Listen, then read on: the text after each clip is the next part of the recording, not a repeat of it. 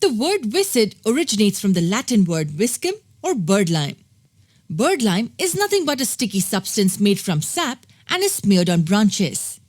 Small birds land on the branches and are trapped, allowing someone to easily catch them. You can also think of viscous when you see this word. What does viscous mean? It is a sticky liquid which doesn't flow very easily. Something like lava. That's where viscid comes from, sticky. Here's an example when it's used in the literal sense. The honey turned even more viscid in the cold. It means that the honey got stickier as the temperature dropped. Here's an interesting example. Ben told me that he heard some loud, aggressive, and viscid music over the weekend. Here it's used figuratively. We have all heard songs which stick in our brains for a long time. And that's what is implied when the word viscid is used here. So the adjective viscid is used to describe something that is sticky or a thick, slow-moving liquid.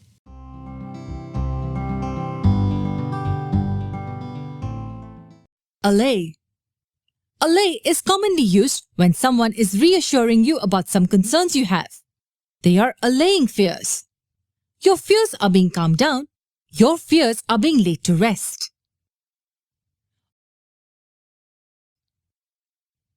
Obviously, the staff was very concerned about the company shutting down and losing their jobs. So the management sent a letter explaining the company's plans to navigate the rough times and laid out a roadmap to achieve profitability. This was done to allay the employees' fears. Though allay can be used in other ways, it is most commonly seen as a way of reducing fear. Look at this word carefully. It is allusion, not illusion. Zen was the local Santana. In this sentence, Zen's talent is being alluded to that of Santana, the famous guitarist. It is assumed that you know who Santana is. If you did not, the casual reference made to Santana would make no sense to you and would leave you scratching your head. So this statement is an allusion. Now let's say your friend borrows your car. Whilst returning it back to you, your friend tells you long stories of the day and just while leaving makes a casual remark about having had an accident and your car is dented. What your friend is engaging in is an act of allusion. So a casual remark or an indirect reference is what allusion means. Look at this word very carefully because it often gets confused with other similar sounding words like illusion and allusion. We sometimes read about people getting arrested for evading taxes.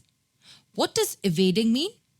Evading is very similar to avoiding, except for the fact that mostly evading is dodging under cunning behavior. Evading is nothing but an act of illusion. Despite searching the entire city, the culprit remained elusive. The police searched all over, but the criminal using his skillful techniques remained out of reach. So keep in mind, illusion is evasion. Here's your next word, altruism. Mother Teresa's efforts were completely altruistic and devoid of any selfish agenda. Everything she did was for the betterment of poor children. When a person engages in an act with only the other person's good in mind, the selfless act is what is referred to as an altruistic act. Now look at this sentence. People who volunteer aren't always motivated by altruism. In this particular example, it implies that some people who work as volunteers do so because of an ulterior motive. It could be to make them look good in the eyes of their peers or their bosses. Some do it to beef up their resumes. These are not altruistic acts. So the noun altruism means selfless concern for the welfare of others. The word ambivalent comes from ambivalence. It's a medical term which was used in psychology and means having mixed feelings about something. Contradictory feelings which cause the person to be unsure. I have looked at all the pros and cons and am ambivalent about taking the GMAT. This means I am so confused and have contradictory thoughts about taking the GMAT. So the word ambivalent means having mixed feelings about something or someone. Conundrum. Pause the video and try to solve this riddle. Chances are extremely high that you were not successful. It's not unsolvable, but extremely difficult to solve. It is a conundrum. But more than a riddle, conundrum is used to describe a dilemma, a complex situation. Something like a mystery which is hard to decipher. Zen was faced with a conundrum. He could either opt for food delivery or cook himself. But it was expensive to order food and he didn't have much money to spend. Cooking for himself, on the other hand, would take him at least a couple of hours and he was far from being a chef. So Zen was faced with two bad choices. One in which he will spend more than he should, and the other he would lose precious time and the dinner he prepares may not exactly be yummy. So what should he do? A big conundrum. So the noun conundrum means to be faced with a problem which has no obvious solution.